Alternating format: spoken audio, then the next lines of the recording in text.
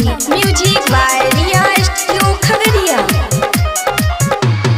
2020 में बाबा एक साल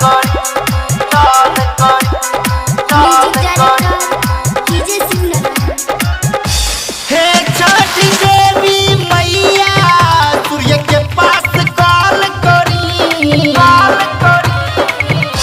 हे छठी देवी मैया सूर्य के पास कॉल करी कि 2020 में बाबा एक साल करी कि 2020 में बाबा एक साल करी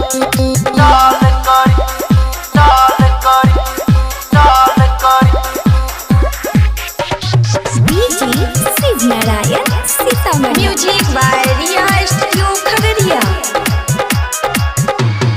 2020 में बाबा एक साल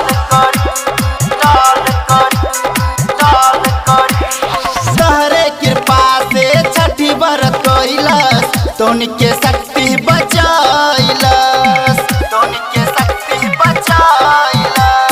तहरे कृपा से छठी बरत कइलस तोनी के शक्ति बचाइलस बिना कसूर के लगवा मिट्टी में मिल ध्यान धरी बिना कसूर के लगवा मिट्टी में मिल ध्यान धरी कि 2020 में बाबा एक साल करी कि 2020 में बाबा एक साल करी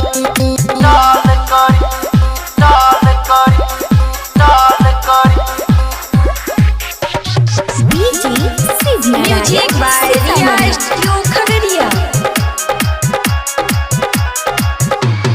2020 में बाबा एक साल राजीव कहेला बड़े सबके धड़कन मिले न कतहूँ